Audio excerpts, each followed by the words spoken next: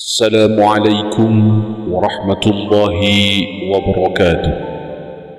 Allahumma salli ala Sayyidina Muhammad wa ala alih Sayyidina Muhammad. Alhamdulillah wa syukrulillah, kita bisa berjumpa lagi di channel ini. Semoga saudaraku semua selalu diberikan kesehatan, dilapangkan rezekinya, dipanjangkan umurnya, dimudahkan dalam segala urusannya, dan senantiasa selalu ada dalam lindungan serta pertolongan Allah Subhanahu wa Ta'ala. Amin ya Rabbal Alamin.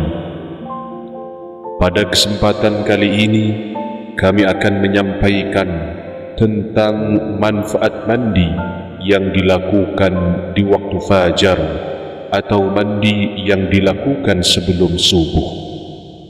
Mandi merupakan kewajiban semua insan agar badan senantiasa sehat, segar dan bugar, bersih dari setiap kotoran yang menempel pada badan.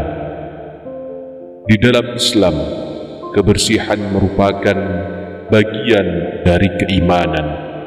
Oleh sebab itu, sebagai seorang muslim, kita diwajibkan mandi untuk senantiasa menjaga kebersihan badan.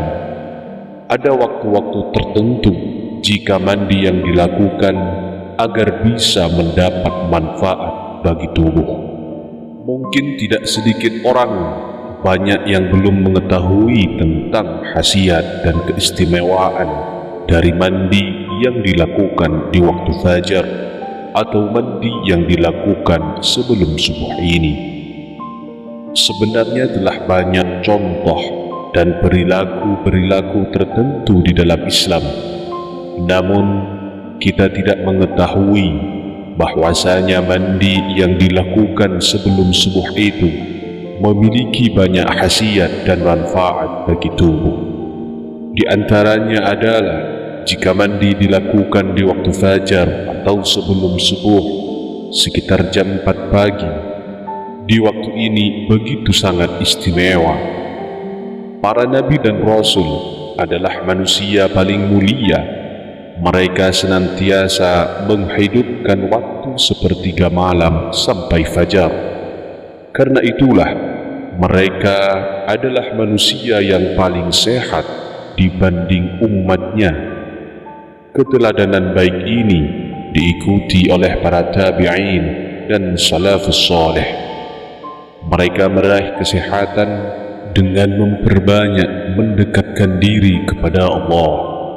Dan insya Allah termasuk kebiasaan mandi yang dilakukan di waktu fajar, gas O3 mempunyai pengaruh yang positif pada urat syaraf dan mengaktifkan kerja otak dan tulang. Ketika seseorang menghirup udara fajar yang dinamakan dengan udara pagi, dia akan merasakan kenikmatan dan kesegaran yang luar biasa. Bagi siapa saja yang senantiasa rutin mandi di waktu fajar atau mandi yang dilakukan sebelum subuh secara istiqomah, insya Allah akan mendapat manfaat dari mandi yang dilakukan tersebut. Berikut beberapa manfaat jika kita senantiasa mandi sebelum subuh. Sebelum kami lanjutkan, ringankan tangan Anda untuk terus membantu channel ini agar channel ini bisa terus memberikan manfaat dengan cara like, komen dan subscribe. Yang pertama, tidak terkena penyakit ain, sakit demam, pilek dan lain-lain. Yang kedua, tidak akan terkena sihir guna-guna, santet, baik dari bangsa jin maupun dari ulah manusia. Yang ketiga, badan akan segar bugar dan sehat. Yang keempat, wajahnya berseri dan bercahaya.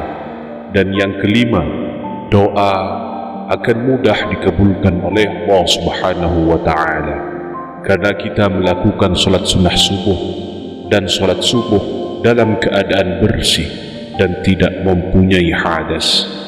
Yang keenam, sukar didoakan jahat oleh orang lain seperti disumpahi, sumpah serapah yang ia katakan akan berbalik kepada dirinya. Yang ketujuh, menguatkan daya tahan pada mata atau tidak mudah ragu. Setiap hal baik tentu ada yang bisa merugikan jika itu dilakukan, seperti halnya dilarang mandi di waktu-waktu tertentu, karena jika itu dilakukan maka akan berdampak kurang baik bagi kesehatan tubuh kita.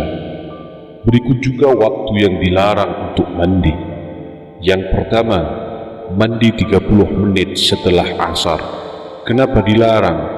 Karena di waktu tersebut kondisi darah di tubuh dalam keadaan panas, sehingga kita jika melakukan mandi di waktu tersebut bisa mengakibatkan akan timbulnya rasa lelah dan letih yang berlebihan.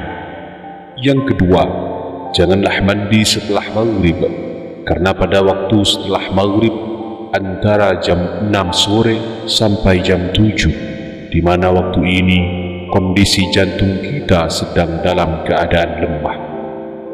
Saudaraku yang dirahmati Allah, demikian yang bisa kami sampaikan pada video kali ini.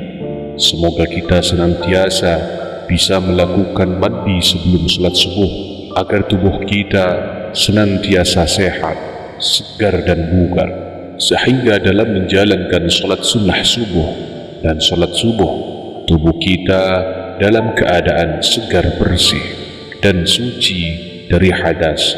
Semoga